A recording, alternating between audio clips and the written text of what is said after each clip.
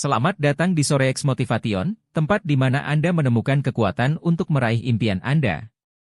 Di channel ini, kami berkomitmen untuk memotivasi dan menginspirasi Anda dengan ide-ide dan strategi yang telah terbukti efektif dari para ahli dan pemikir sukses.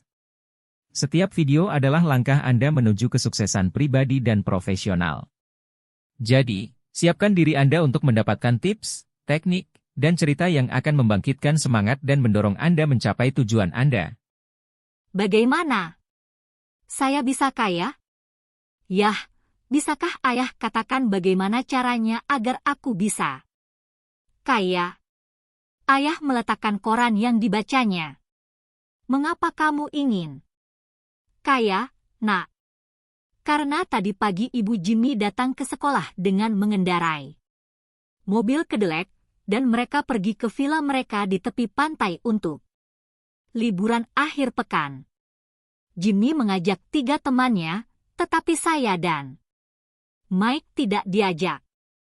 Mereka bilang, kami tidak diajak karena kami anak orang miskin. Mereka bilang begitu, tanya ayah ragu-ragu. Ya, mereka memang bilang begitu, jawab saya dengan nada sedih. Ayah saya menggeleng-gelengkan kepalanya dengan diam, betulkan kacamatanya yang menempel di hidung dan melanjutkan membaca koran. Saya berdiri menantikan jawaban. Itu adalah tahun 1956. Saya berumur 9 tahun. Karena nasib, saya masuk ke sekolah negeri yang sama tempat orang kaya menyekolahkan anaknya. Hasil utama perkebunan kota kami adalah tebu, manajer, perkebunan dan orang kota lainnya yang berpengaruh, seperti dokter, pemilik perusahaan, dan bankir, menyekolahkan anak mereka ke sekolah ini dari kelas 1 sampai 6. Setelah kelas 6, anak-anak mereka biasanya dikirim ke sekolah swasta. Karena keluarga kami tinggal di satu sisi jalan itu, saya pun ke sekolah itu. Seandainya saya tinggal di sisi lain jalan itu, saya pasti akan pergi ke sekolah yang berbeda. Dengan anak-anak dari keluarga yang lebih seperti keluarga saya. Setelah kelas 6, anak-anak itu dan saya akan melanjutkan ke SMP dan SMU negeri. Tidak ada sekolah swasta untuk mereka atau untuk saya. Akhirnya ayah saya menurunkan korannya. Saya yakin dia berpikir keras. Begini, nak, dia mulai dengan pelan. Kalau kamu ingin kaya, kamu harus belajar untuk menghasilkan uang. Bagaimana saya menghasilkan uang? Tanya saya. Ya, gunakan otakmu, nak, katanya sambil tersenyum. Yang benarnya berarti, hanya itu yang bisa ayah katakan padamu, atau ayah tidak tahu jawabannya, jadi jangan membuat ayah malu. Membentuk rekanan. Keesokan paginya, saya memberitahu sahabat terbaik saya, Mike, apa yang dikatakan ayah saya. Saya dan Mike adalah anak miskin di sekolah kami karena hal itu memang sudah nasib kami. Seseorang telah menentukan garis batas wilayah sekolah, dan kami terpaksa masuk ke sekolah yang muridnya adalah anak-anak orang kaya. Kami tidak sungguh-sungguh miskin, tetapi kami merasa miskin karena semua anak lelaki lain mempunyai sarung tangan baru, sepatu baru, sepeda baru, pokoknya semuanya baru. Ibu dan ayah memberi kami kebutuhan dasar saja, seperti makan, tempat tinggal, pakaian. Tetapi ya begitulah. Ayah saya selalu mengatakan, jika kamu menginginkan sesuatu, bekerjalah untuk mendapatkannya. Kami menginginkan banyak hal, tetapi tidak ada banyak kerjaan yang tersedia untuk anak berumur 9 tahun.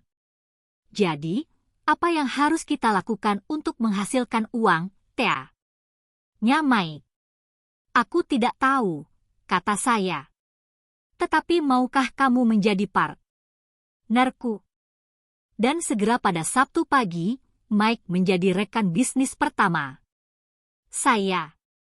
Kami menghabiskan pagi itu untuk mencari ide bagaimana mendapatkan uang. Ada kalanya kami membayangkan dan membicarakan orang-orang hebat yang sedang bersenang-senang di villa tepi pantai milik keluarga Jimmy. Agak menyakitkan, tapi itu bagus, K.A. Rena itu memberi kami inspirasi untuk terus memikirkan cara menghasilkan uang. Akhirnya, siang hari itu, secercah cahaya menerangi nak kami. Mike mendapat gagasan yang diperoleh dari sebuah buku ilmu pengetahuan yang pernah dibacanya. Dengan penuh kegembiraan, kami berjabat tangan, dan kami sekarang mempunyai sebuah bisnis. Selama beberapa minggu selanjutnya, Mike dan saya mendatangi rumah tetangga, mengetuk pintu, dan meminta apakah mereka mau menyisihkan tiup pasta gigi untuk kami. Meskipun memandang kami dengan penuh tanda tanya, banyak orang tua mengabulkan permintaan kami sambil tersenyum. Sebagian bertanya, apa yang hendak kami lakukan dengan tiup itu? Dan jawaban kami singkat, maaf kami tidak bisa memberitahu Anda. Ini rahasia bisnis. Ibu saya semakin menderita setiap minggunya. Kami memilih buah tempat di samping mesin cucinya sebagai tempat kami akan nimbun bahan mentah kami. Dalam kotak kardus berwarna coklat, yang dulu digunakan untuk menaruh botol saus tomat, tumpukan tiup pasta gigi bekas kami semakin bertambah. Akhirnya ibu saya mengambil tindakan tegas. Memandang bukan tiup pasta gigi bekas yang berantakan dan kacau yang kami kumpulkan dari para tetangga telah mengusiknya. Apa yang kalian lakukan? Tanyanya. Saya tidak mau dengar lagi kalau ini bisnis rahasia. Saya sudah bosan. Kalian harus segera membereskan semua ini. Atau saya yang akan membuangnya.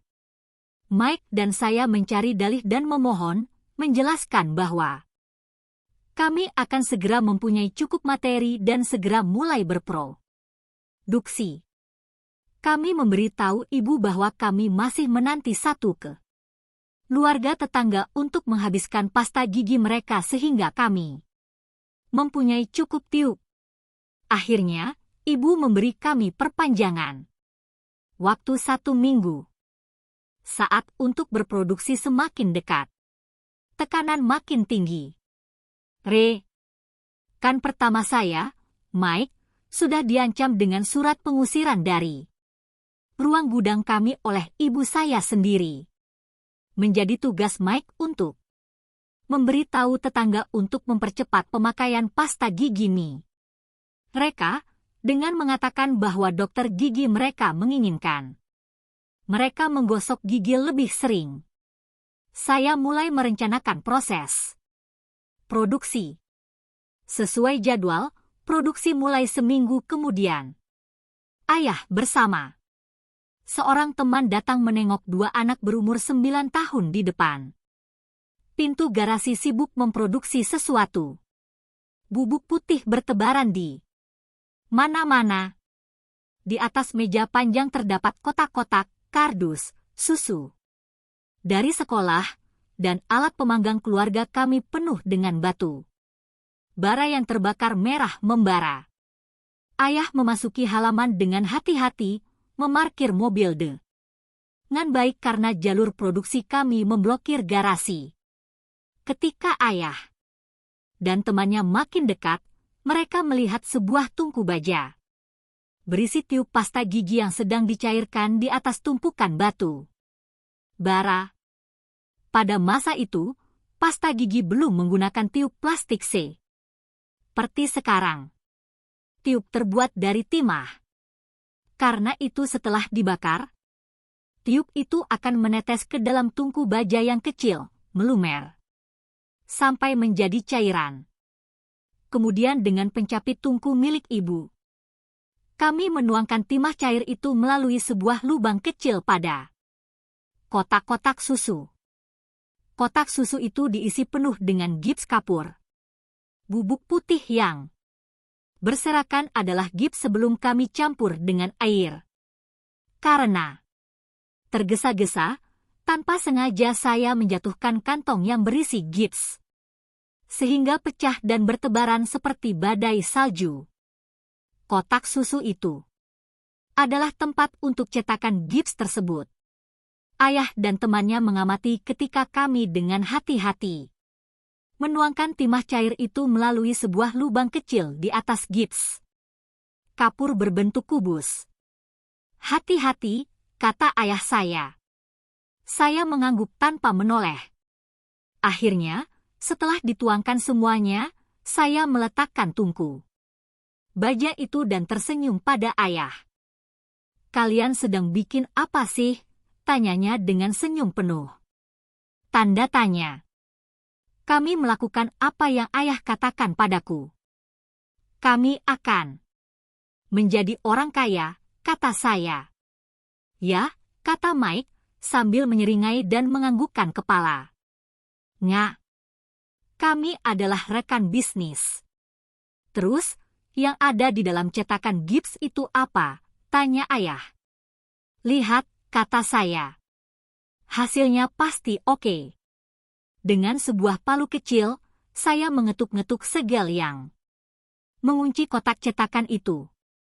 Dengan hati-hati, saya menarik cetakan gips bagian atas dan jatuhlah sebuah logam. "Ya, Tuhan," kata ayah saya. "Kalian mencetak uang koin dari timah." "Betul," kata Mike. "Kami melakukan apa yang ayah katakan pada kami. Kami akan menghasilkan uang." Teman ayah langsung tertawa terbahak-bahak. Ayah saya tersenyum dan menggeleng-gelengkan kepalanya. Selain api dan sekotak tiup pasta gigi bekas, di depannya berdiri dua bocah lelaki berlepotan debu putih dan tertawa lebar-lebar. Dia meminta kami untuk meletakkan semuanya dan duduk dengannya di tangga depan rumah kami. Sambil tersenyum, dia menjelaskan dengan halus apa arti kata memalsu. Impian kami pun hancur. "Maksud Bapak ini ilegal?" tanya Mike dengan suara bergetar. "Biarkan saja mereka mengerjakan itu," kata teman ayah saya. "Mungkin mereka mengembangkan bakat alami." Ayah membelalakkan mata padanya. "Ya, ini ilegal," kata ayah saya lembut. "Tapi kalian telah lihatkan kreativitas yang besar dan pikiran yang orisinil. Kalian harus maju terus. Saya sangat bangga pada kalian." Dengan kecewa, saya dan Mike duduk berdiam diri sekitar 20 menit sebelum kami mulai membersihkan tempat yang sangat kotor dan berantakan karena perbuatan kami itu. Bisnis ini berakhir pada hari pembukaan. Sambil menyapu taburan gips, saya menatap Mike dan berkata, "Saya kira Jimmy dan teman-temannya benar. Kita ini orang miskin." Saya mengatakan hal itu tepat ketika ayah saya akan pergi. "Nak," katanya, "kalian miskin hanya kalau kalian menyerah. Hal yang paling penting adalah bahwa kalian sudah melakukan sesuatu. Saya sangat bangga pada kalian berdua." Saya akan mengatakannya lagi. Maju terus. Jangan berhenti. Pantang menyerah. Mike dan saya berdiri membisu. Itu adalah kata-kata manis, tapi kami tetap tidak tahu harus berbuat apa. "Jadi, mengapa ayah tidak kaya?" tanya saya. "Karena saya memilih untuk menjadi guru sekolah." "Guru sekolah?" Sama sekali tidak berpikir untuk menjadi kaya. Kami hanya senang mengajar. Saya berharap dapat membantu kalian, tetapi saya sungguh tidak tahu bagaimana menghasilkan banyak uang. Mike dan saya berbalik dan kembali membersihkan sampah dan debu yang berserakan. Saya tahu, kata ayah. Jika kalian ingin belajar bagaimana jadi kaya, jangan tanya pada saya. Bicaralah pada ayahmu, Mike. Ayah saya, tanya Mike dengan wajah ditekuk. Ya, ayahmu, ulang ayah saya dengan tersenyum. Ayahmu dan saya mempunyai bankir yang sama, dan si bankir itu menceritakan pada saya tentang ayahmu dengan penuh semangat. Berulang kali dia mengatakan pada saya bahwa ayahmu brilian dalam soal menghasilkan uang. Ayah saya, Mike bertanya lagi dengan penuh kesangsian. Lantas, kenapa kami tidak mempunyai mobil dan rumah yang bagus seperti yang dimiliki anak-anak kaya di sekolah? Mobil dan rumah yang bagus tidak berarti kamu kaya atau kamu tahu bagaimana cara menghasilkan banyak uang, jawab ayah saya. Ayah Jimmy bekerja di perkebunan gula. Dia tidak banyak berbeda dari saya. Dia bekerja untuk sebuah perusahaan, dan saya bekerja untuk pemerintah. Perusahaan membelikan mobil itu untuknya. Bila perusahaan gula terlilit masalah finansial, ayah Jimmy mungkin tidak akan mempunyai apa-apa lagi. Lain dengan ayahmu, Mike.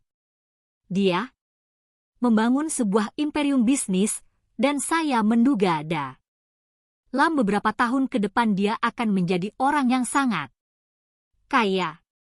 Dengan itu, Mike dan saya kembali bersemangat. Dengan semangat baru, kami mulai membersihkan kotoran yang diakibatkan oleh bisnis pertama kami yang mati. Sambil membersihkan, kami membuat rencana tentang bagaimana dan kapan berbicara dengan ayah Mike. Masalahnya adalah ayah Mike bekerja berjam-jam lamanya dan sering kali pulang ke rumah sampai larut malam. Ayahnya memiliki beberapa gudang, sebuah perusahaan konstruksi, sebuah toko waralaba, dan 3 restoran. Restoran itulah yang membuatnya pulang larut malam. Mike pulang naik bus setelah kami membersihkan semuanya. Malam itu juga dia bicara dengan ayahnya dan meminta apakah dia bersedia mengajari kami cara menjadi kaya. Mike berjanji untuk menelepon segera setelah dia bicara dengan ayahnya, sekalipun sudah larut malam. Telepon berdering pukul 20.30. Oke, kata saya. Sabtu depan. Dan saya menutup telepon. Ayah. Mike setuju untuk bertemu dengan Mike dan saya. Sabtu pagi pukul 7.30, saya naik bus ke pinggiran kota yang miskin. Pelajaran mulai. Saya akan membayar kamu 10 sen per jam. Bahkan untuk upah standar tahun 1956, 10 sen per jam adalah rendah. Michael dan saya bertemu dengan ayahnya pagi itu pukul 8. Dia sudah sibuk dan sudah bekerja lebih dari 1 jam. Supervisor konstruksinya baru saja berangkat dengan truk pikupnya ketika saya berjalan menuju ke rumahnya yang sederhana, kecil, dan kotor. Mike menemui saya di depan pintu. Ayah masih telepon, dan dia mengatakan agar kita menunggu di beranda belakang, kata Mike ketika dia membuka pintu. Lantai kayu tua itu berderit ketika saya melangkah memasuki rumah tua itu. Ada sebuah keset murah persis di balik pintu. Keset letak di situ untuk menyembunyikan jejak kaki yang tak terhitung jumlahnya selama bertahun-tahun. Sekalipun bersih, keset itu sudah perlu diganti. Saya merasa ngeri ketika memasuki ruang keluarga yang sempit, yang sangat penuh dengan furnitur berbau apek yang sekarang hanya menjadi barang kolektor. Di sebuah dipan, dua wanita sedang duduk, sedikit lebih tua dari ibu saya. Di seberang wanita itu duduk seorang pria dengan pakaian kerja. Dia mengenakan pantalon dan baju kaki yang disetrika dengan rapi tetapi tanpa menggunakan kanji, dan sedang membereskan buku-buku kerja. Dia sekitar 10 tahun lebih tua dari ayah saya kira dia berumur sekitar 45 tahun. Mereka tersenyum ketika Mike dan saya berjalan melewati mereka, menuju ke dapur, terus ke beranda yang menghadap ke halaman belakang. Saya balas tersenyum dengan malu-malu. Siapa orang-orang itu? Tanya saya. Oh, mereka bekerja untuk ayah saya. Bapak yang lebih tua itu mengurusi gudang ayah, dan ibu-ibu itu adalah para manajer restoran.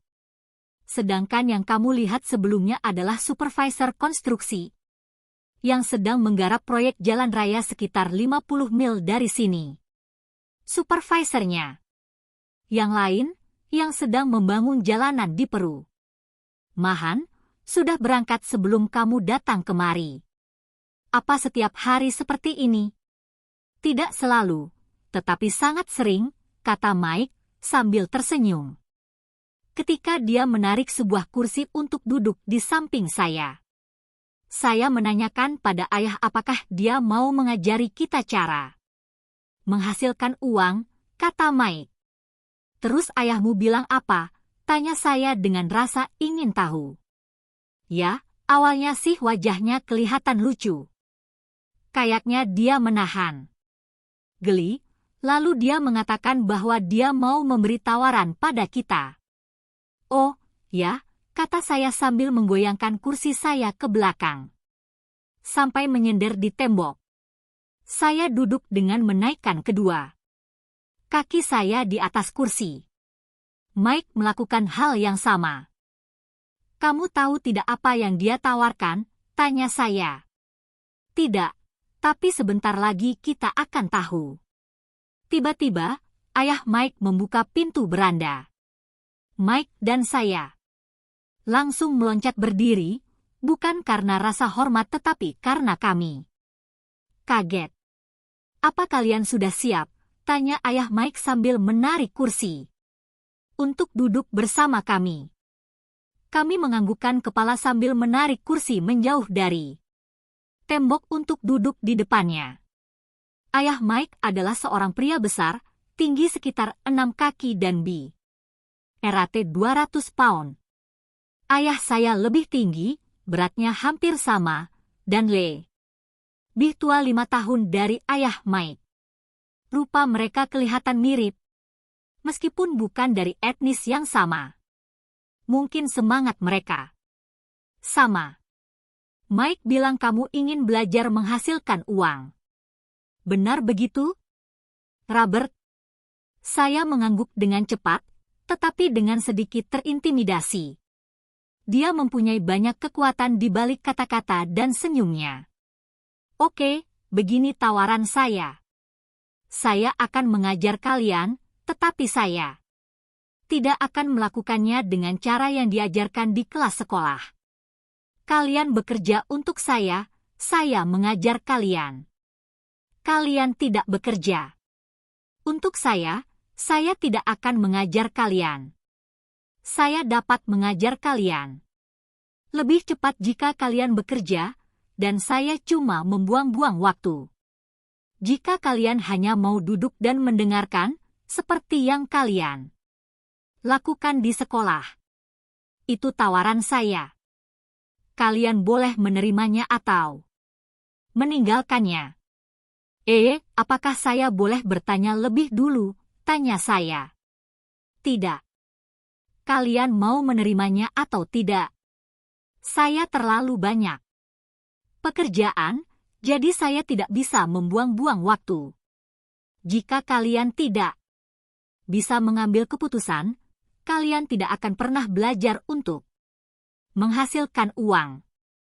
Kesempatan datang dan pergi dengan cepat. Mampu mengetahui kapan harus membuat keputusan cepat adalah keterampilan yang sangat penting. Kalian mempunyai kesempatan yang kalian minta. Sekolah mulai atau selesai dalam 10 detik, kata ayah. Mike dengan senyum mengejek. Terima, kata saya. Terima, kata Mike. Baik, kata ayah Mike. Bu Martin akan datang 10 menit lagi. Setelah saya menemuinya, kalian ikut dia ke toko swalayan saya. Dan kalian bisa mulai bekerja. Saya akan membayar 10 sen per jam. Dan kalian akan bekerja selama 3 jam setiap hari Sabtu. Tapi hari ini saya mau main bisbol, kata saya. Ayah Mike merendahkan suaranya dengan nada menggertak. Terima atau tidak, katanya. Saya akan terima, jawab saya, memilih untuk bekerja dan belajar. Daripada bermain bisbol. Kemudian 30 sen. Pada Sabtu pagi pukul 9 yang indah, Mike dan saya bekerja untuk Bu Martin. Dia seorang wanita yang baik dan sabar. Dia selalu mengatakan bahwa Mike dan saya mengingatkan dia akan 2 putranya yang sudah dewasa dan telah pergi. Dia percaya pada kerja keras dan dia membuat kami bekerja. Dia adalah seorang penguasa tugas. Kami menghabiskan waktu 3 jam untuk mengambil barang-barang KA. Lengan dari rak dan, dengan sebuah kain lap, membersihkan setiap KA. Leng dari debu yang menempel, dan kemudian meletakkan kembali ke rak dengan rapi. Ini adalah pekerjaan yang amat sangat membosankan. Ayah Mike, yang saya sebut sebagai ayah saya yang kaya, memiliki 9 toko swalayan kecil dengan tempat parkir yang luas.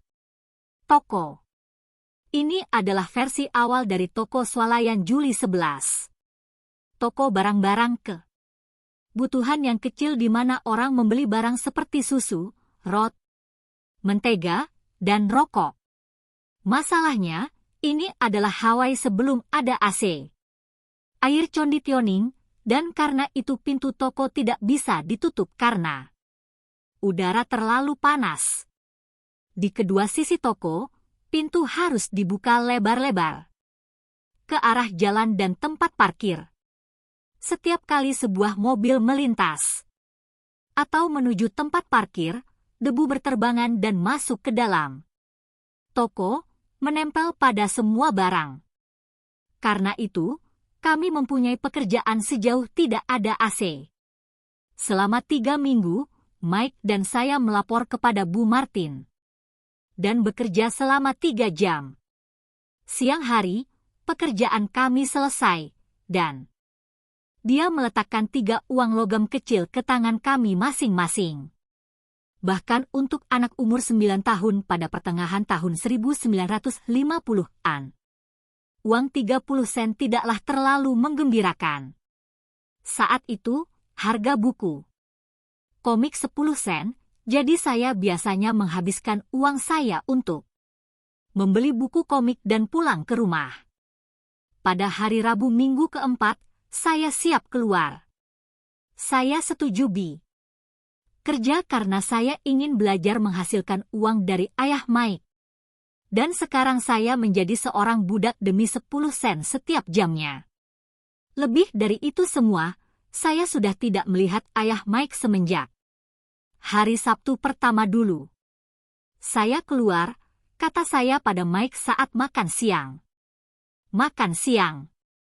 Sekolah sangat menyedihkan.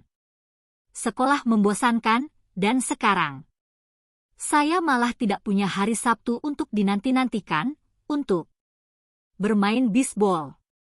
Dan yang saya peroleh hanya 30 sen. Kali ini Mike tersenyum. Apa yang kamu tertawakan? Tanya saya dengan rasa marah dan frustrasi.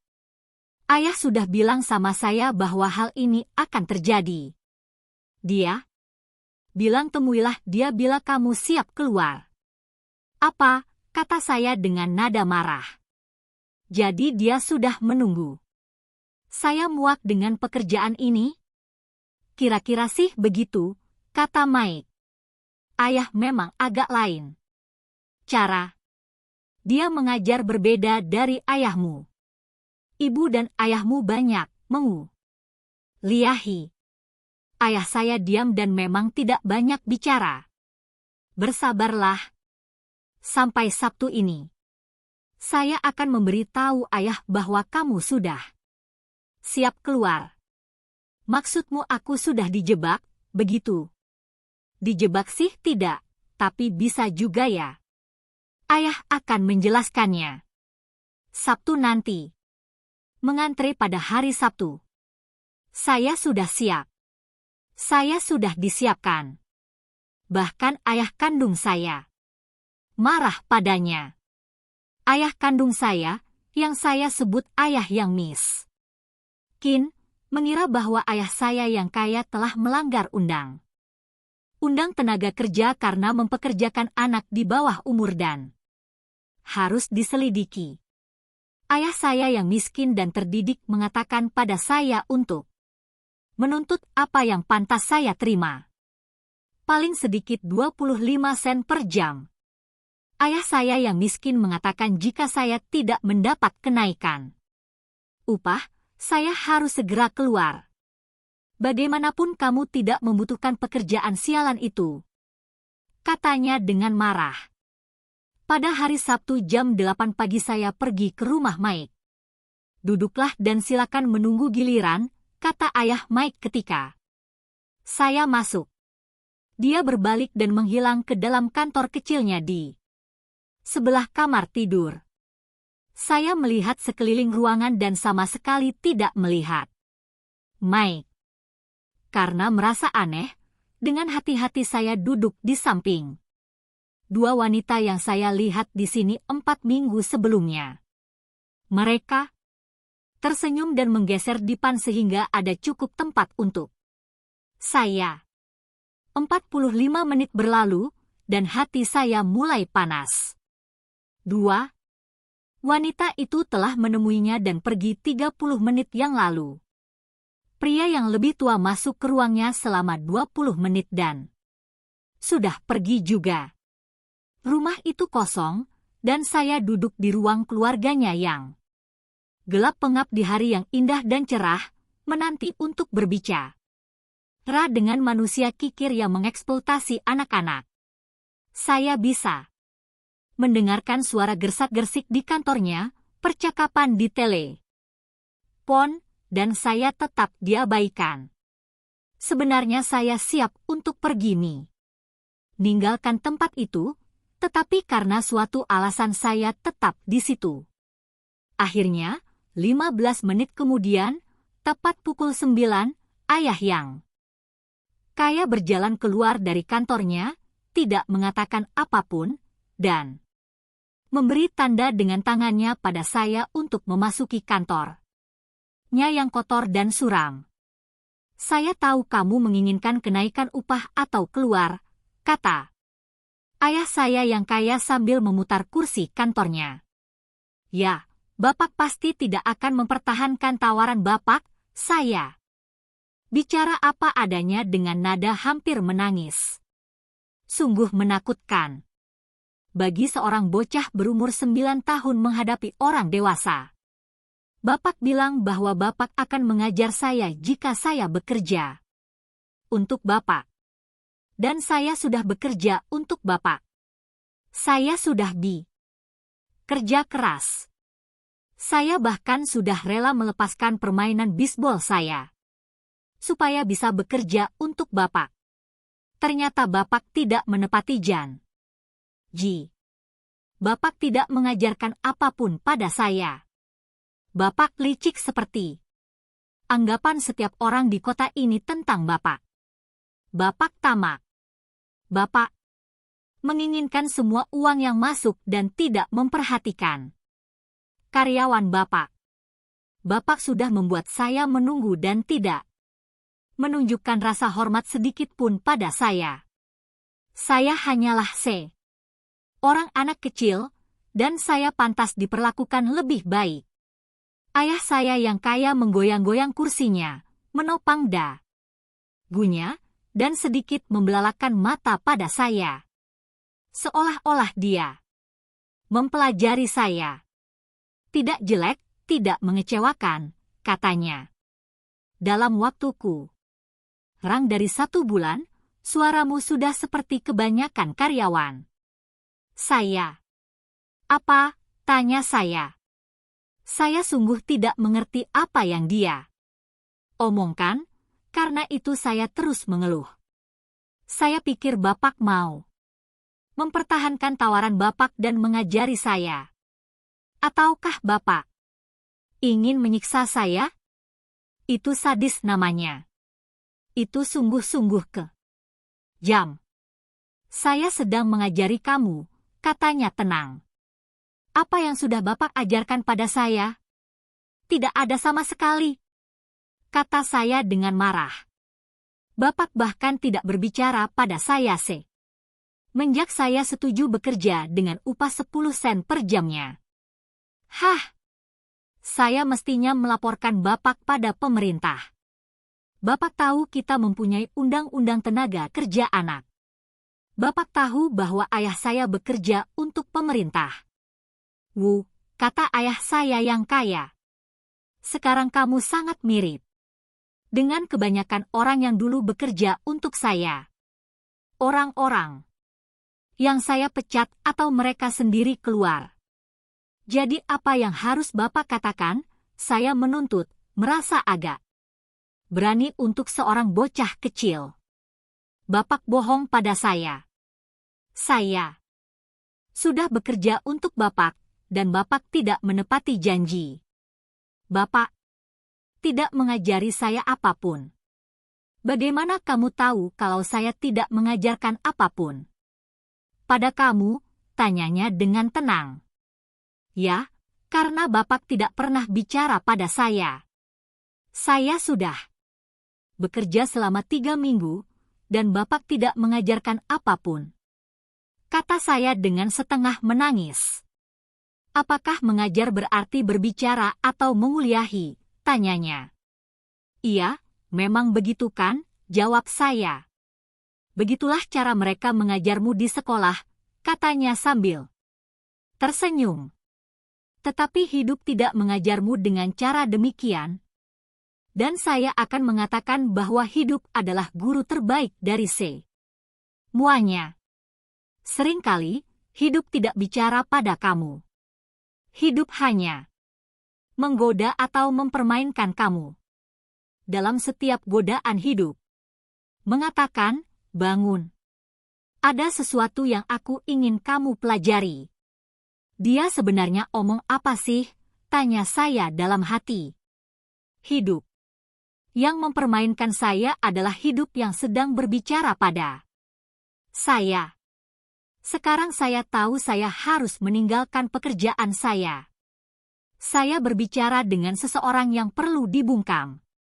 Jika kamu mempelajari pelajaran kehidupan, kamu akan melakukannya dengan baik. Jika tidak, hidup hanya akan mempermainkan kamu. Orang melakukan 2 hal. Sebagian orang membiarkan hidup mempermainkan mereka.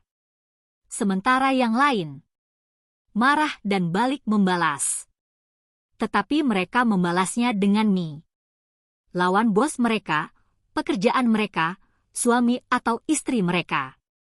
Mereka tidak tahu bahwa hiduplah yang mempermainkan mereka. Saya sungguh tidak mengerti apa yang dia omongkan. Hidup mempermainkan kita semua. Beberapa menyerah. Yang lain melawan. Dan sedikit saja yang belajar dari pelajaran hidup dan melangkah terus. Mereka menyambut hidup yang mempermainkan mereka. Bagi sedikit orang ini, hal itu berarti mereka mau dan ingin belajar sesuatu. Mereka belajar dan terus maju. Banyak yang keluar, dan sedikit yang seperti kamu berjuang dan bertempur. Ayah saya yang kaya berdiri dan menutup pintu jendela tua yang berderit dan perlu diperbaiki. Jika kamu mempelajari pelajaran ini, kamu akan tumbuh menjadi orang muda yang bijak, makmur, dan bahagia. Jika kamu tidak mau belajar, kamu akan menghabiskan hidupmu dengan menyalahkan pekerjaan, upah yang rendah, atau bos karena masalahmu sendiri. Kamu akan menjalani hidup dengan harapan agar perubahan besar akan memecahkan semua masalah keuanganmu. Ayah saya yang kaya memandang saya untuk melihat apakah saya masih mendengarkan. Matanya bertatapan dengan mata saya. Kami memandang satu sama lain, aliran komunikasi terjadi di antara kami. Lewat mata kami. Akhirnya, saya menarik diri setelah saya menyerap pesan terakhirnya. Saya tahu dia benar. Saya menyalahkan dia, padahal saya sudah minta untuk belajar. Saya melawan. Ayah saya yang kaya melanjutkan. Atau jika kamu macam orang yang tidak mempunyai keberanian, kamu hanya menyerah setiap kali hidup mempermainkan kamu. Jika kamu orang macam itu, sepanjang hidup kamu hanya akan mencari aman, melakukan hal-hal yang benar, menyelamatkan dirimu untuk suatu peristiwa yang tidak akan pernah terjadi. Maka kamu akan meninggal sebagai orang tua yang membosankan. Kamu akan mempunyai banyak teman yang sungguh menyukai kamu karena kamu adalah pekerja keras yang baik.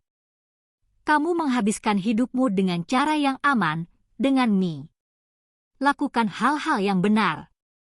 Tetapi yang sebenarnya adalah, kamu membiarkan kehidupan membuatmu tunduk, menyerah. Jauh di lubuk hati kamu ngeri untuk mengambil risiko. Kamu sungguh ingin menang, tapi rasa takut akan kekalahan lebih besar daripada sukacita kemenangan. Jauh di dalam hati, kamu dan hanya kamu akan tahu bahwa kamu tidak berusaha untuk itu. Kamu memilih untuk bermain dengan aman. Mata kami bertatapan kembali. Selama 10 detik, kami menatap satu sama lain, dan menarik diri lagi setelah pesan itu diterima. Bapak telah mempermainkan saya, tanya saya. Beberapa orang mungkin berkata begitu, jawabnya sambil tersenyum. Saya akan mengatakan bahwa saya baru saja memberimu suatu cita rasa kehidupan. Cita rasa kehidupan apa? Tanya saya, masih dengan rasa kesal. Tapi sekarang penuh rasa ingin tahu. Bahkan siap untuk belajar. Kamu dan Mike adalah orang pertama yang pernah meminta saya untuk mengajarkan cara menghasilkan uang. Saya mempunyai lebih dari 150 karyawan, dan tidak seorang pun dari mereka pernah minta atau menanyai saya mengenai apa yang saya tahu tentang uang.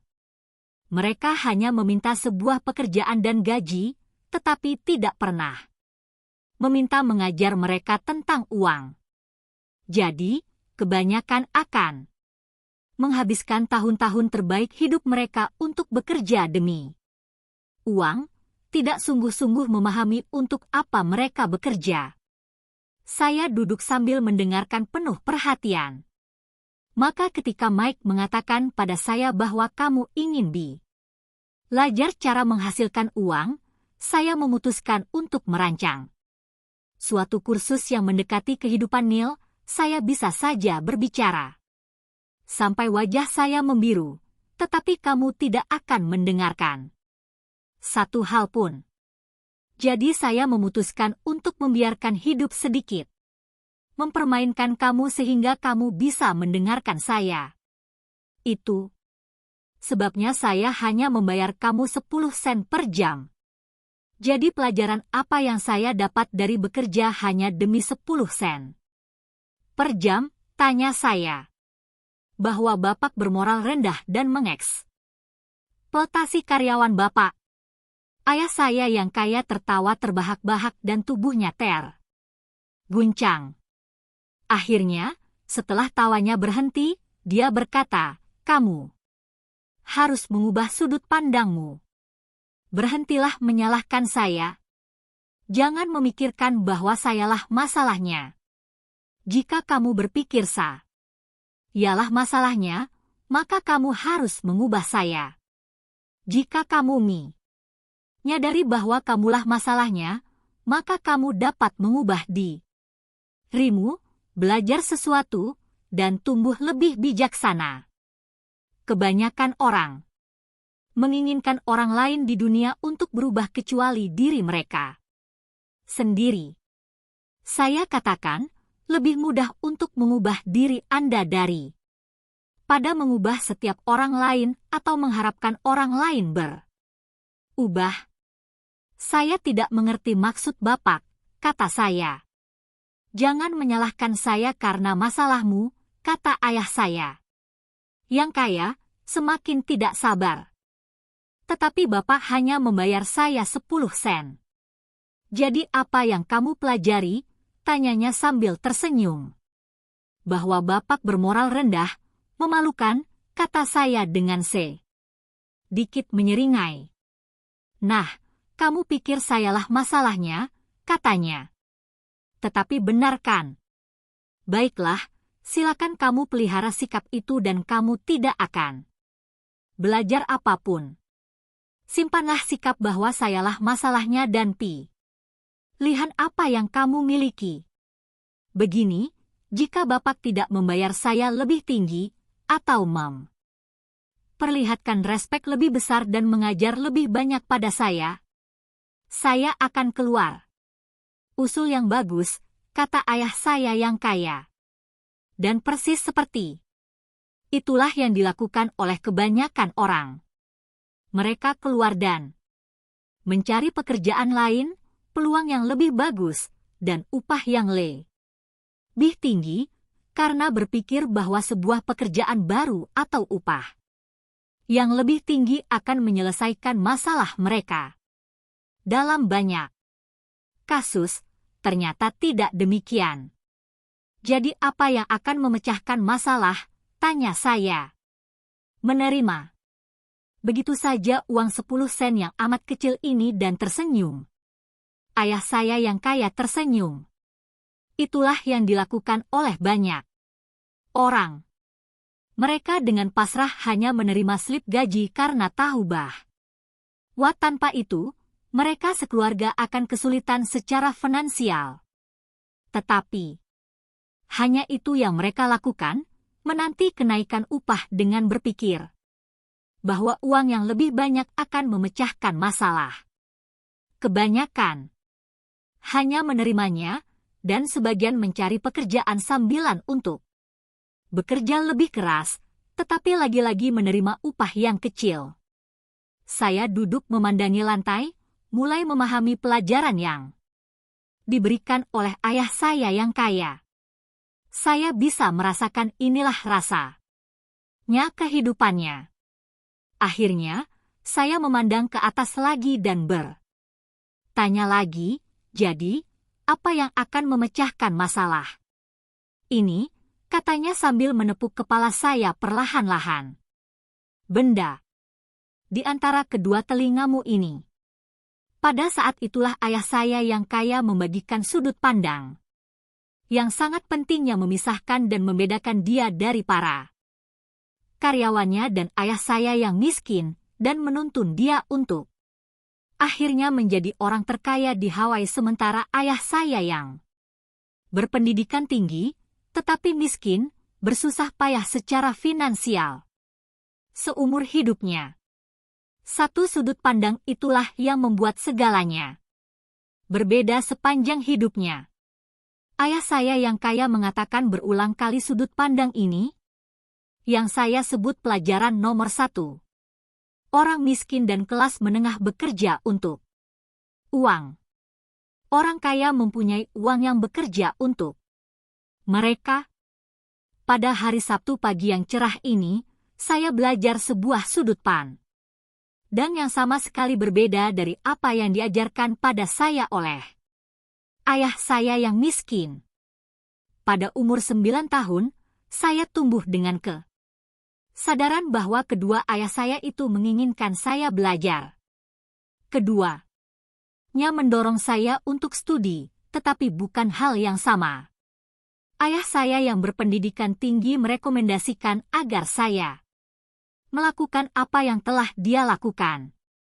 Nak, saya ingin kamu belajar keras, memperoleh angka dan ranking yang baik, sehingga kamu bisa mendapatkan sebuah pekerjaan yang aman dan terjamin di sebuah perusahaan besar.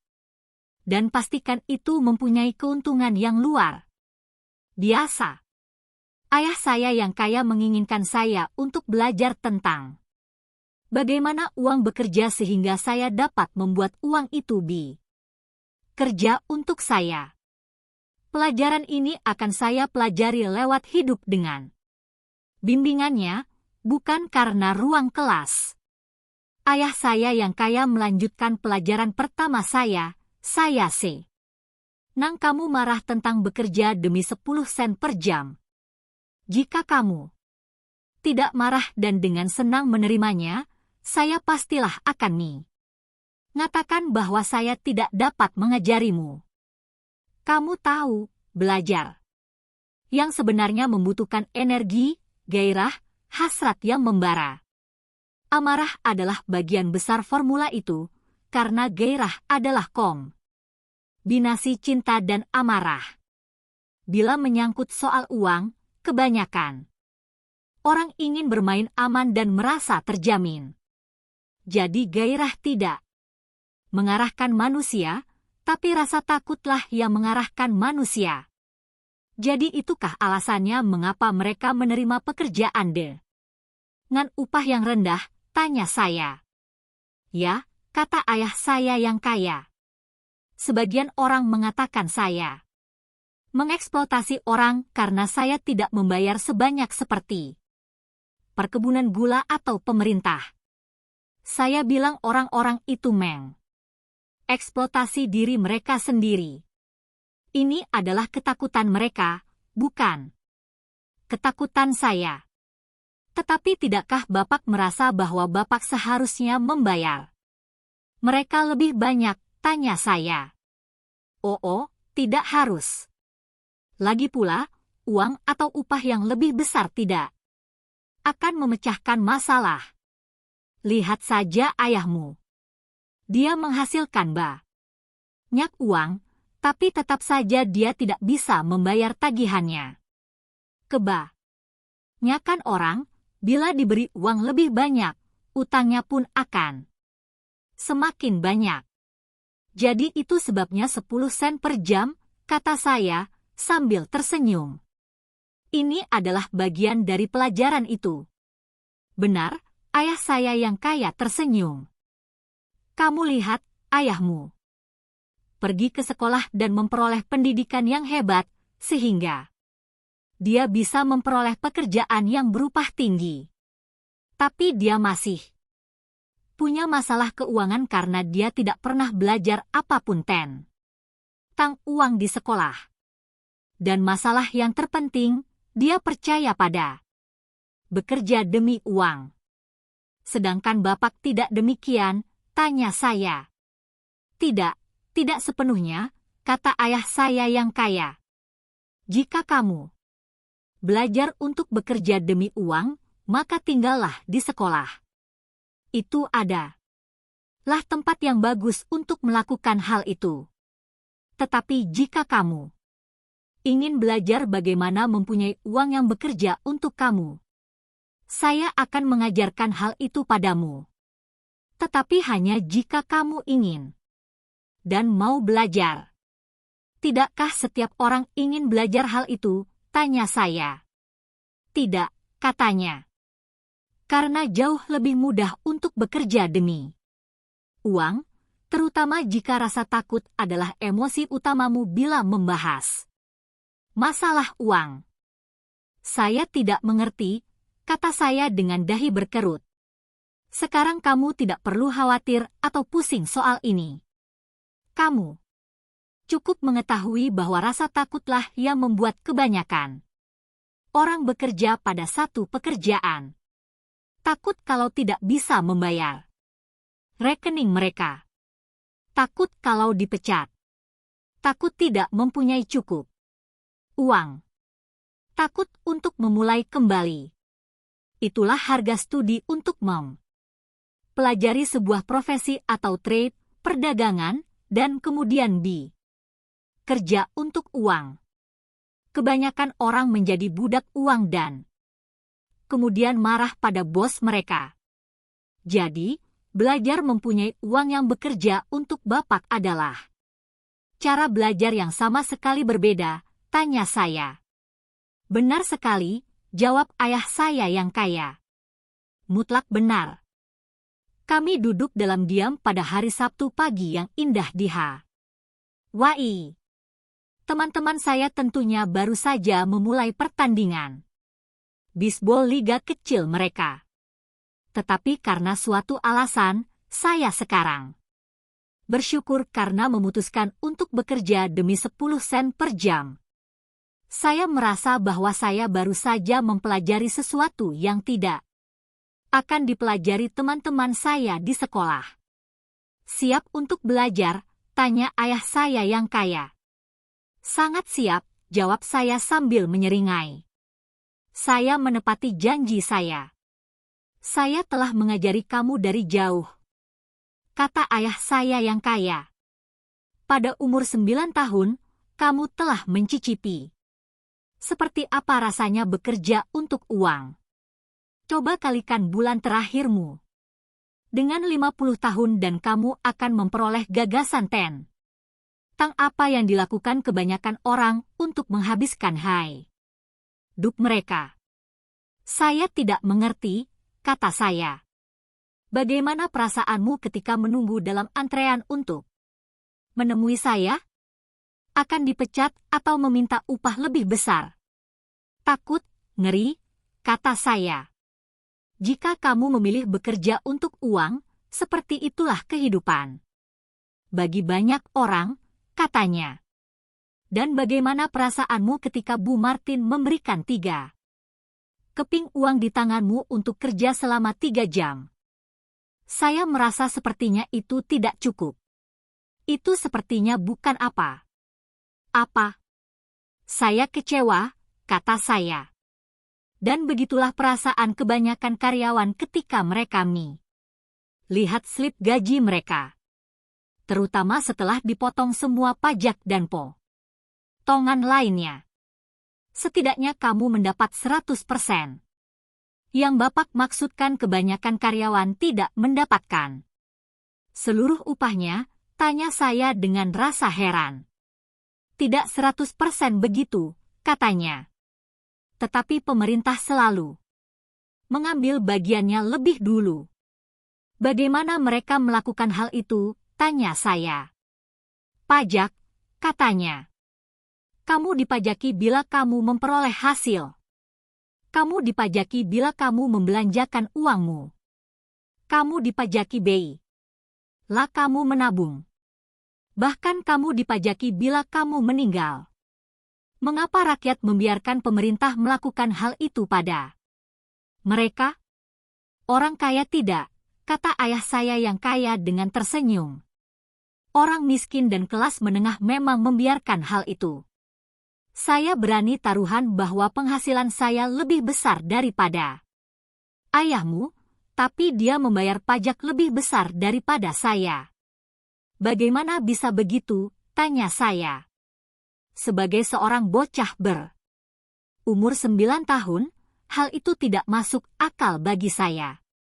Mengapa orang mau membiarkan pemerintah melakukan hal itu pada mereka? Ayah saya yang kaya duduk termenung. Saya kira dia ingin saya mendengarkan daripada mengomel sendiri. Akhirnya, saya mulai tenang. Saya tidak senang dengan apa yang telah saya dengar. Saya tahu ayah saya terus-menerus mengeluh soal membayar begitu banyak untuk pajak ini dan itu, tetapi sama sekali tidak berbuat apapun soal itu. Apakah hidup mempermainkan dia? Ayah saya yang kaya bergoyang perlahan-lahan dan tenang di kursinya, memandangi saya. Siap untuk belajar, tanyanya. Saya menganggukkan kepala perlahan. Seperti yang telah saya katakan, ada banyak hal untuk dipelajari. Belajar bagaimana agar uang bekerja bagimu adalah pelajaran seumur hidup. Kebanyakan orang menjalani pendidikan universitas selama 4 tahun, dan pendidikan mereka berakhir. Saya telah tahu bahwa studi saya tentang uang akan terus berjalan sepanjang hidup saya. Karena semakin banyak saya menyelidiki, semakin banyak pula yang perlu saya ketahui. Kebanyakan orang tidak pernah mempelajari hal ini. Mereka pergi bekerja, memperoleh slip gaji mereka, menyeimbangkan buku cek mereka, dan selesai. Ditambah lagi, mereka bertanya-tanya mengapa mereka mempunyai masalah uang. Kemudian mereka berpikir bahwa uang yang lebih banyak akan memecahkan masalah. Hanya sedikit yang menyadari bahwa masalahnya adalah mereka kurang dalam hal pendidikan finansial. Jadi ayah saya mempunyai masalah pajak karena dia tidak mengerti soal uang. Saya bertanya dengan bingung. Begini, katanya. Pajak hanyalah satu bagian kecil tentang belajar bagaimana memiliki uang yang bekerja untukmu. Sekarang, saya hanya ingin mengetahui apakah kamu masih bergairah untuk belajar tentang uang. Kebanyakan orang tidak. Mereka ingin pergi ke sekolah, mempelajari suatu profesi, bersenang-senang di tempat kerja mereka, dan menghasilkan banyak uang. Suatu hari mereka bangun dengan masalah keuangan yang besar, dan kemudian mereka tidak dapat berhenti bekerja. Itulah harga bila hanya mengetahui bagaimana bekerja demi uang alih-alih belajar tentang bagaimana agar uang kerja untukmu. Jadi, apakah kamu masih punya gairah untuk belajar? Tanya ayah saya yang kaya. Saya menganggukkan kepala. Bagus, kata ayah saya yang kaya. Sekarang kembalilah bekerja. Kali ini, saya tidak akan membayarmu sama sekali. Apa? Saya terperanjat keheranan. Kamu sudah dengar.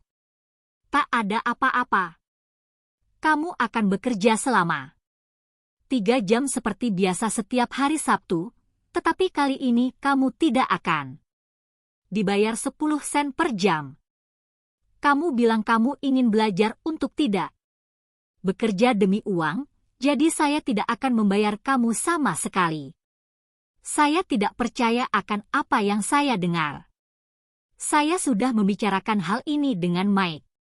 Dia sudah mulai bekerja, membersihkan debu, dan mengembalikan kaleng-kaleng ke raknya tanpa upah. Lebih baik kamu segera kembali ke sana. Itu tidak adil, teriak saya. Bapak harus membayar sesuatu. Kamu bilang kamu mau belajar.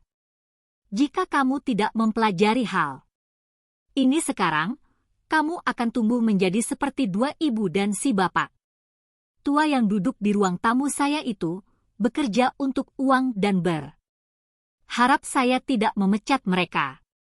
Atau seperti ayahmu, menghasilkan banyak uang tapi dengan setumpuk utang, dan berharap bahwa uang yang lebih banyak akan memecahkan masalah.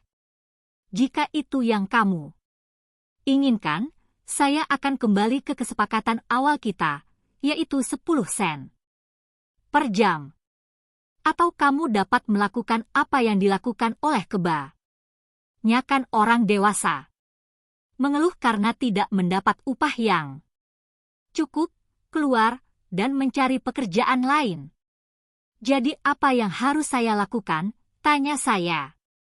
Ayah saya yang kaya menepuk kepala saya. Gunakan ini, katanya. Jika kamu menggunakan ini dengan baik, kamu akan segera berterima kasih pada saya karena memberimu kesempatan, dan kamu akan tumbuh menjadi orang kaya. Saya berdiri terpaku, tidak percaya bahwa saya telah diperlakukan dengan curang. Saya datang kemari untuk minta kenaikan upah, dan sekarang saya diberitahu untuk tetap bekerja tanpa upah apapun. Ayah saya yang kaya kembali menepuk kepala saya dan berkata, gunakan ini. Sekarang keluar dari sini dan kembalilah bekerja. Pelajaran 1. Orang kaya tidak bekerja untuk uang. Saya tidak memberitahu ayah saya yang miskin kalau sekarang saya bekerja tanpa upah. Dia pasti tidak akan mengerti, dan saya tidak ingin menjelaskan sesuatu yang saya sendiri belum sungguh-sungguh paham. Selama 3 minggu berikutnya, Mike dan saya bekerja selama 3 jam, setiap hari Sabtu, tanpa upah apapun. Pekerjaan itu tidak mengganggu saya, dan rutinitas itu semakin mudah. Yang mengganggu saya adalah kesempatan bermain bisbol dan tidak punya uang untuk membeli beberapa buku komik. Ayah saya yang kaya mampir ke toko di siang hari pada minggu ketiga. Kami mendengar suara truknya berhenti di lapangan parkir. Dan kemudian suara mesin yang dimatikan. Dia masuk ke toko dan menyalami Bu Martin dengan sebuah pelukan. Setelah mengetahui bahwa segala sesuatunya di toko berjalan baik, dia menghampiri freezer es krim, mengambil 2 batang, membayarnya, dan memberi tanda ajakan pada Mike dan saya. Ayo kita jalan-jalan. Kami berlarian menyeberangi jalan, menghindari beberapa mobil yang lalu lalang, dan berjalan melintasi lapangan berumput yang sangat luas, di mana beberapa orang dewasa bermain bisbol. Setelah duduk di sebuah meja piknik, dia menyodorkan es krim itu pada Mike dan saya. Bagaimana kabar kalian? Oke, kata Mike. Saya mengangguk setuju. Sudah belajar sesuatu? Tanya ayah yang kaya. Mike dan saya memandang satu sama lain, secara serentak angkat bahu dan menggelengkan kepala. Menghindari salah satu perangkap terbesar dalam hidup. Baik, kalian mempunyai permulaan berpikir yang lebih baik. Kalian menatap salah satu pelajaran terbesar dalam hidup. Jika kalian pelajari pelajaran itu, kalian akan menikmati kehidupan bebas dan aman yang luar biasa. Jika kalian tidak mempelajari pelajaran itu, kalian akan sama saja seperti Bu Martin dan kebanyakan orang yang sedang bermain bisbol di lapangan ini. Mereka bekerja sangat keras, untuk mendapatkan sedikit uang, bergantung pada ilusi keterjaminan kerja, merindukan liburan 3 minggu setiap tahunnya, dan uang pensiun yang amat kecil setelah 45 tahun bekerja. Jika itu menyenangkan kalian, saya akan memberi kalian kenaikan upah sampai 25 sen per jam.